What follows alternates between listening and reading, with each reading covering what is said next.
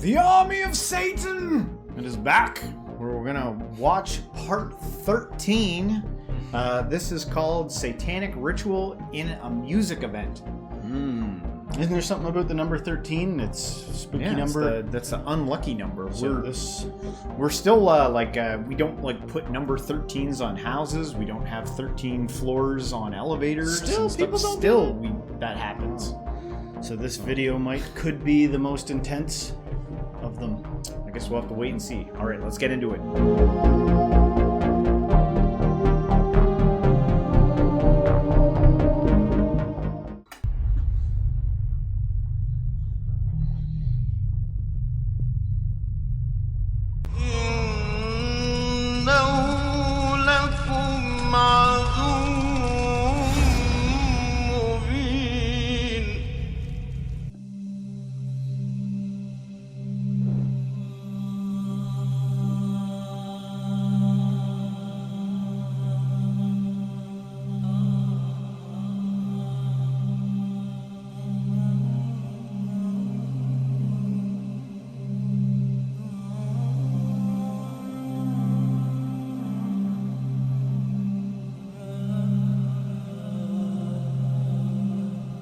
Iblis.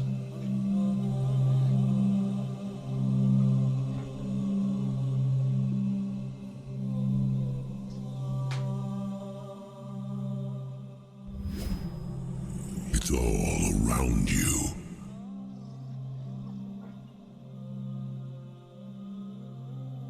It dominates your nightmares. He is the darkest emotion of all. His path leads to the dark side.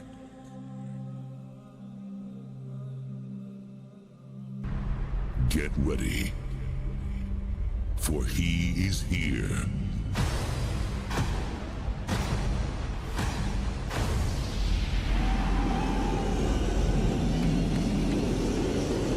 This is my domain. Welcome to Climax. Dance dares you to meet your inner demons.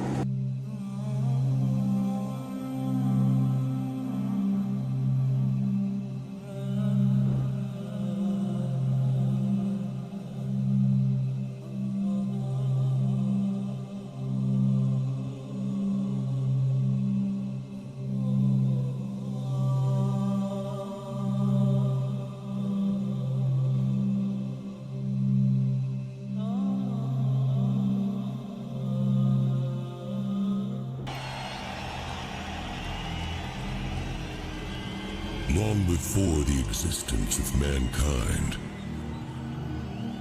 a greater power ruled the earth. He can't be touched. He can't be heard. One can only feel his presence.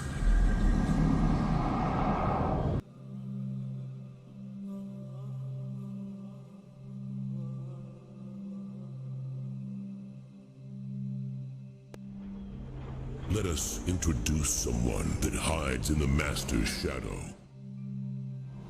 Someone that has given up life as freedom for something way more powerful. Tonight, he is our Master of Ceremony. And he has been given the name of Ruffian. Tonight I've been chosen to stand in my master's shadow. And I've been given the task to select a demon and exclude the angels. Let my voice guide you.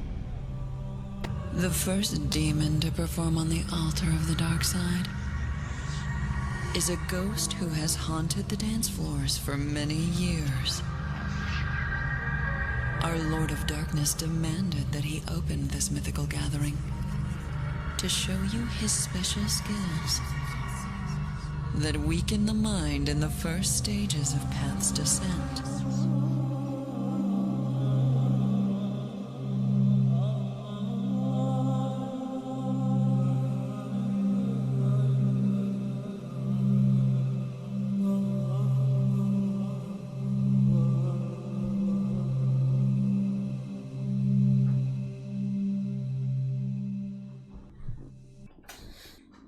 You know what it reminds me of?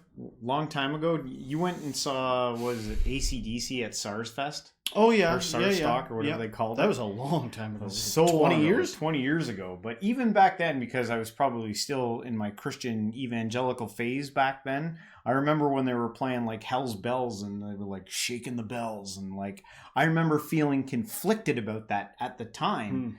And in retrospect, looking back on it, like if I was around something like that, I probably wouldn't feel as conflicted about being at something like that now, because my ideas about those things are different. Like my ideas about evil entities and Hell's Bells, although, you know, your target and your aim to be like, I don't know, to get to hell, or I can't even remember what the song's fully even about, but Running with the devil. Yeah. There's all kind of songs back then that were about like embracing friendship with Satan. Yeah. I don't know. I depending on how overt it was, you know, like if they pulled some goat onto the stage and were ready to sacrifice it, I'd be like, what's going on? And like I would be more questioning, what is the point of this here? But I thought about how I could speak the language of the people that are going to be viewing this, you know, people that are religious and see this as a serious thing. And the answer I came up with was a Bible verse, which was, the wicked flee, though no one pursueth, but the righteous are as bold as lions. If I saw somebody run out of there like a scaredy cat, or their eyes start darting around because they were like frightened, the degree to which somebody is frightened by something, I would deduce that's the degree to which they're either brave or a coward. Christ, who's in the Quran, was famously befriended tax collectors, prostitutes, sinners. That's who Christ like went and hung out with. And actually, the religious people of the time had a big problem with him. The religious, like know-it-alls, the zealots, were the ones Christ was like, and that's in your book, and you revere him. Am I making sense here? You need not be afraid of this stuff. There are laws that govern society. Now, we all vote on that, and as a collective humanity, we all like decide what we can live with and what we can't live with. We can't have people going around murdering things. There's good practice, and we contribute to that. But fear should not play a factor here, although I'm not excluding myself. If I was at a dark enough concert, I might start to feel fear a little bit. I'd be like, why are they so into this? But that goes for all kinds of concerts. That goes to, you know, there's violent concerts you can go to. These people are seemingly only dancing around. They're acting out some evil stuff. And psychology is deep and interesting and confusing, what people need to do to have cathartic release. They, you know, what we suppress and what emerges. I was going to bring that up. What we suppress and what emerges. And I've been to concerts where there's a mosh pit where people are walking out with injuries. And it's not necessarily... I've been at a Christian concert with a mosh pit. So, it's hard, you know, because, you know, to me, attributes of foolishness are hastiness. Like, you're missing the whole point. That would be a foolish mentality. That's in my own opinion. So careful not to be like, what? It's got nothing to do with anything. It's got everything to do with everything. What I said's got everything to do with everything. And it can improve your life if you're able to look at things even like this a little more objectively. What's the greater picture here? Even if it's worse than this. If this was the scene from Blade, where everybody comes, remember Blade? When he comes in and they're all like attacking and there's blood spraying from the ceiling? You are allowed to be like, what is going on here? There's money involved? There's like human need and desire involved? Okay, that's why people would behave. So, you know, I know they were vampires, but I'm saying it doesn't matter aesthetically how it looks. There's a different way of looking at it. Remember what that very wise saying, you know? The wicked flee though nothing pursueth. Look at afraid of everything, you know? Well, the righteous are bold as lions. I think that means like the type of righteousness where Satan could be sitting at the end of your bed and you'd be like, oh, it's just you. Night. That's righteousness. That you can't freaking... It is what it is. Anyway, that's what I have to say about it. All right, we continue on.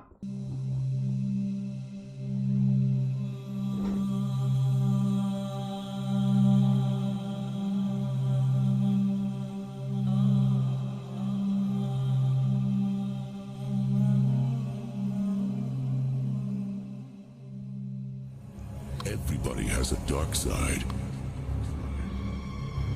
It's strong. It's overpowering. It is in charge. And the worst thing is, you all have it in you.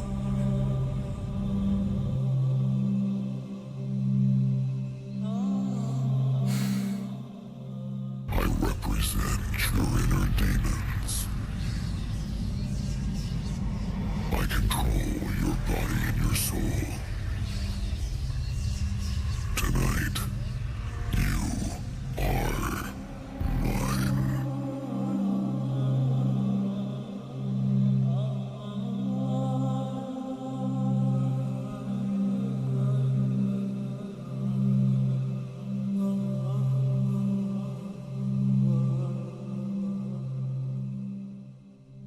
Every time you are alone, every time you are asleep, he is always there. He dominates your nightmares. He controls you every step you take. He is in the earth. He flows through the air. He floods in water. He blows in the wind. And he burns in the flames.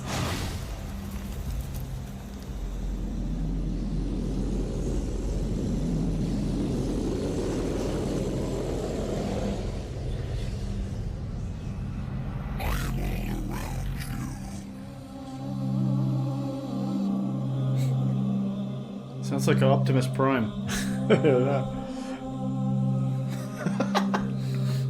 Now, the Lord will use his most tempting weapon. It is the oldest spell from the Book of Black Magic. Our second descendant is one of the favorite pets of our master.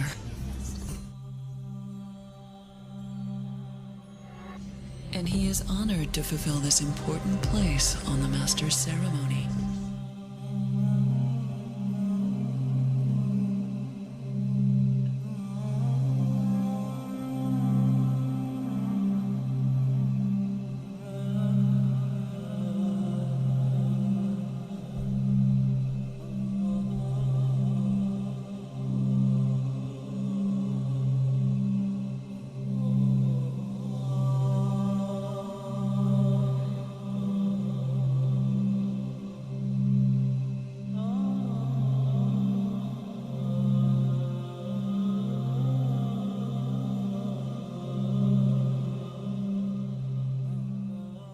Their job is to enchant large crowds with penetrating sounds and piercing rhythms.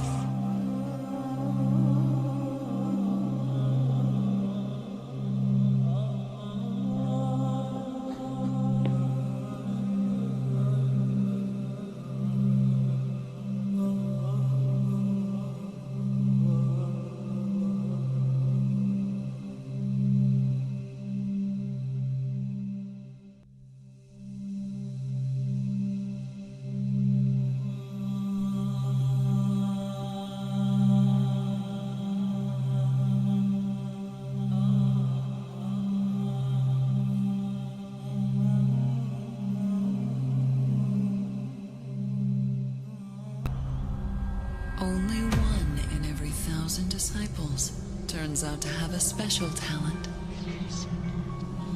A skill that even impresses our master. When this happens, that one is given the chance to perform on the Lord's most impressive stage.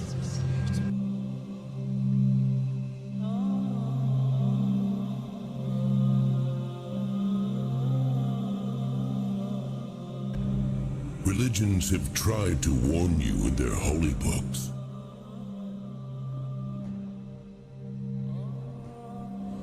teachings of peaceful tribes have told their stories about the truth.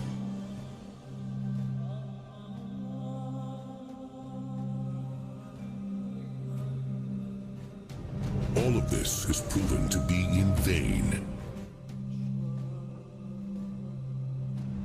You still aren't convinced of his existence. You know what would mostly make me uncomfortable about this if I was there? Is if it was mostly dudes. That's what weirded me out. I'd be like, why are you guys doing this? Oh, yeah. If it was all dudes. If there was women there, I'd be like, okay. They're playing with, like, emotions and seeing how stirred they can get you.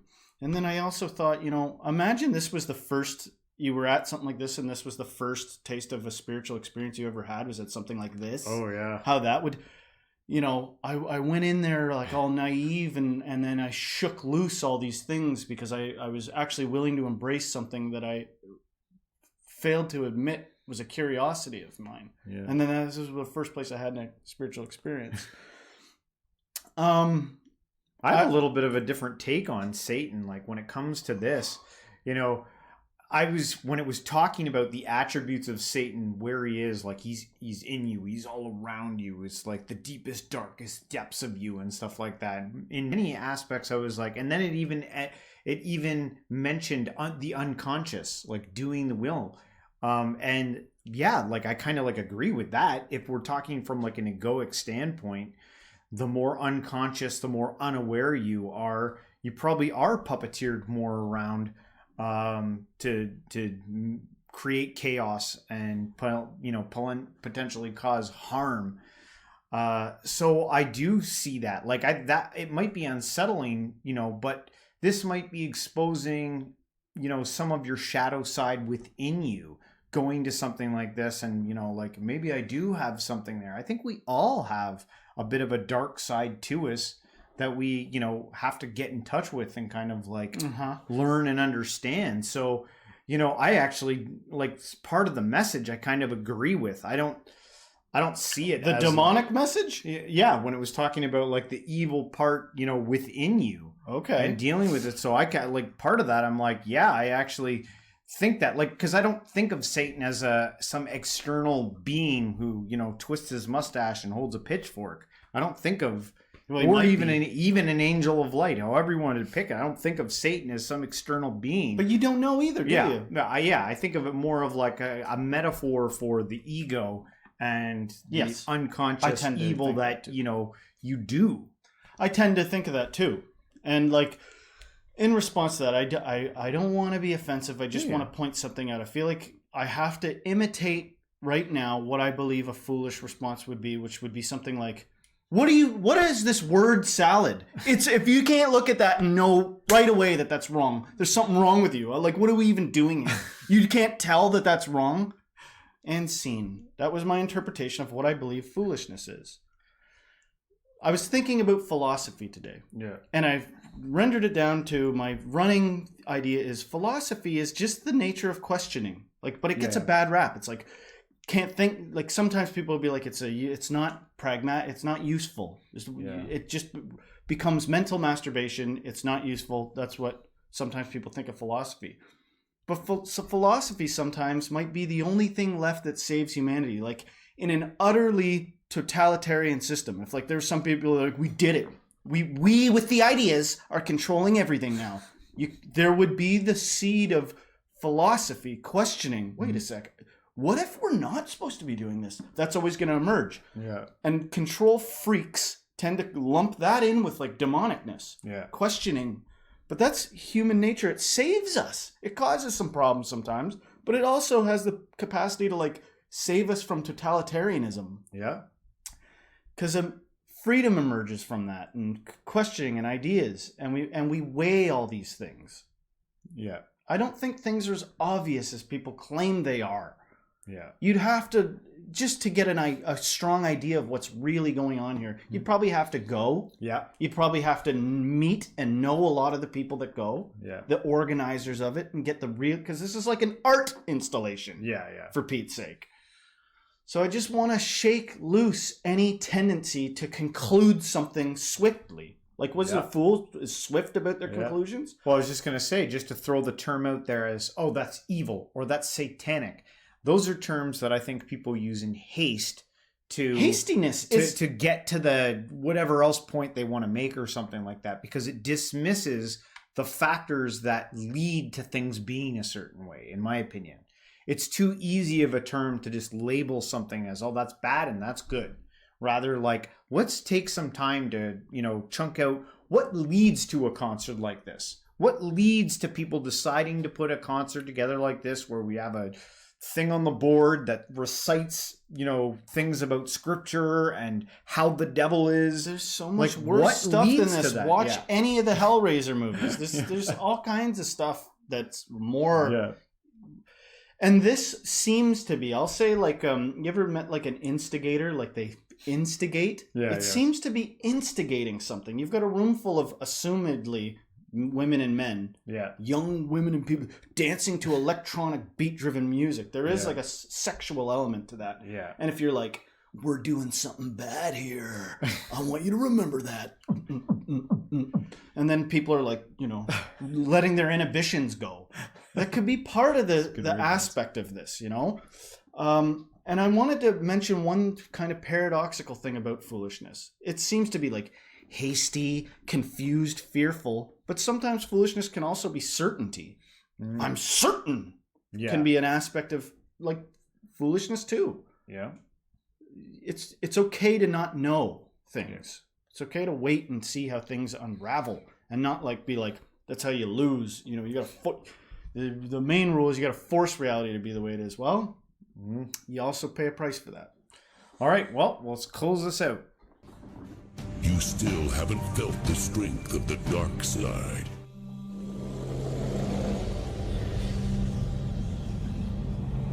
I am worse than you can imagine.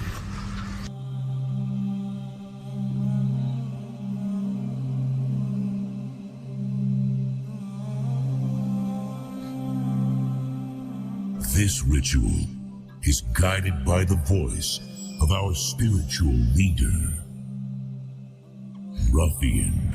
Ruffian. Ruff.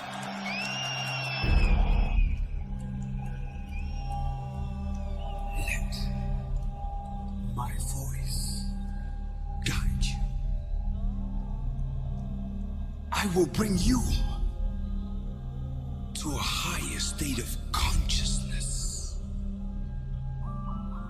Follow me into the next dimensional world and behold my disciples.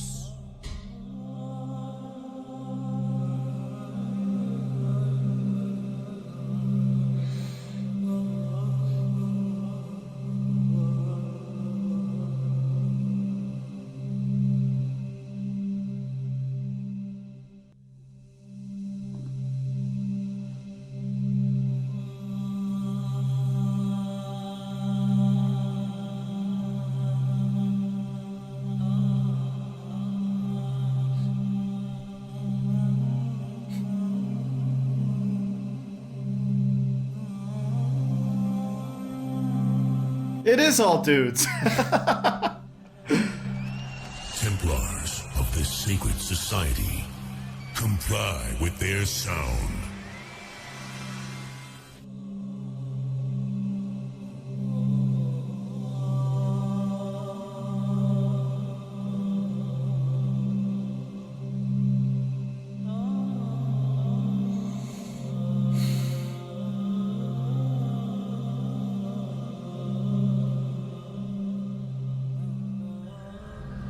It has been a long struggle. But in the end, the Dark Lord lured you all into his kingdom. As of now, you are doomed souls, caged behind the Master's bars. You are his slaves.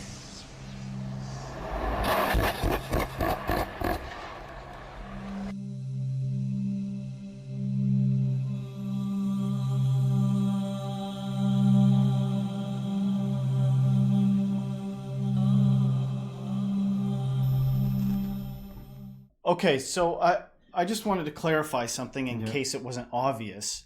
What I mean by it is I would be weirded out if it was all dudes, as if it was a bunch of straight dudes. Oh, yeah. If it was a bunch of gay dudes, I'd be like, oh, it extra makes sense now. But if it was a bunch of straight dudes, I'd be like, what is this like are you religiously doing this? I would probably feel uncomfortable. Yeah. Yeah, I don't know. Based off the last... I don't know what I'm saying. I guess it doesn't matter if it's a group of gay dudes or a group of straight dudes. But where were the women? Yeah. That's all I'm saying.